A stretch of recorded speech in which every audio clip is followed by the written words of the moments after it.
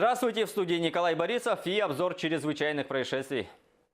Депутата Илтумен Юрия Садовникова, устроившего пьяный скандал, выдворят из «Единой России» и могут лишить мандата. Об этом заявил секретарь якутского отделения партии Сахамин Афанасьев. Напомним, по данным средств массовой информации, инцидент произошел в гостиничном номере пилотов авиакомпании «Полярные авиалинии» 5 августа в поселке Устнера. Садовников ворвался в номер пилотов и устроил дебош, не получив согласия членов экипажа выпить вместе с ним. Жительница Мирнинского района стала фигурантом сразу двух исполнительных производств: о взыскании алиментов на содержание ребенка и об уклонении от административного наказания. Дело против женщины было возбуждено еще в октябре прошлого года. Оказалось, что она имеет 3 детей, однако их воспитанием не занимается.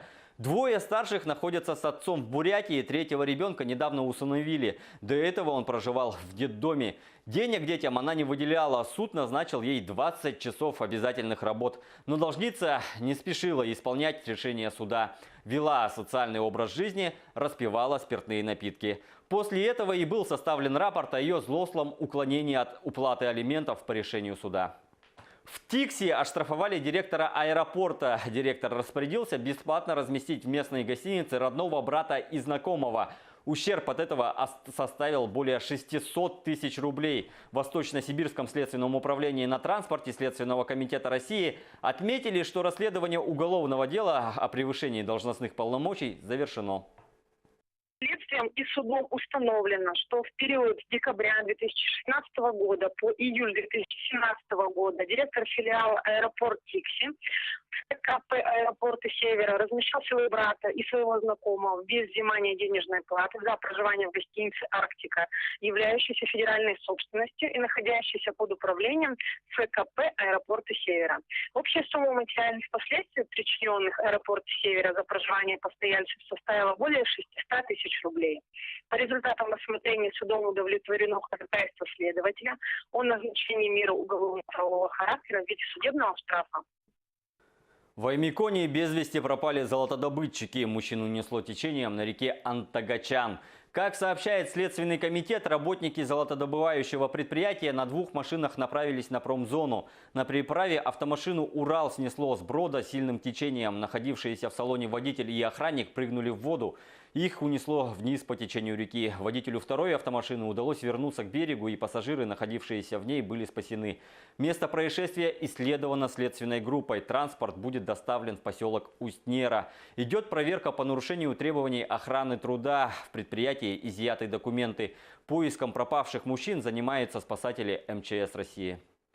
Житель Якутска не ожидал, что знакомство с девушкой обернется кражей телефона и заключением на балконе.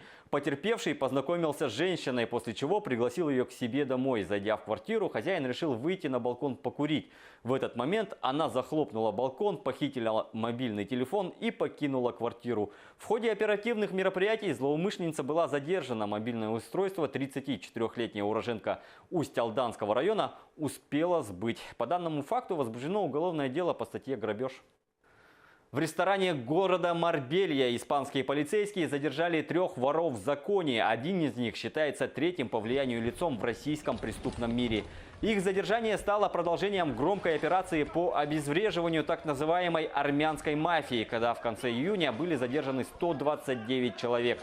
В ресторане мужчина предположительно планировали убийство члена соперничающей группировки, который собирался поселиться в Испании. Также они желали реорганизовать разгромленную в июне ОПГ и продемонстрировать силу организации в Европе. Все 3 помещены под стражу по обвинениям в покушении на убийство, подделке документов и принадлежности к преступной группировке. В ходе обысков были найдены польские и украинские фальшивые документы на их имена. Семья из Австрии и 17 граждан Швейцарии погибли при падении небольшого туристического самолета в Альпах, рассказывает Артем Сторонов. Небольшой туристический самолет в субботу потерпел крушение на западном склоне горы Пиц-Зегнес в кантоне Гризон на юго-востоке Швейцарии. На его борту находились 20 человек, все они погибли.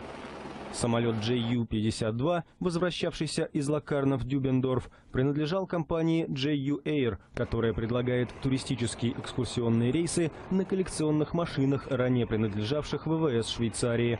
Разбившееся судно было произведено в конце 1930-х годов.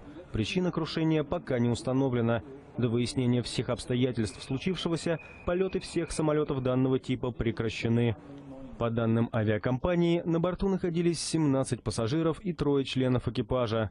3 туристов были австрийцами, все остальные – граждане Швейцарии. На этом пока все. Берегите себя.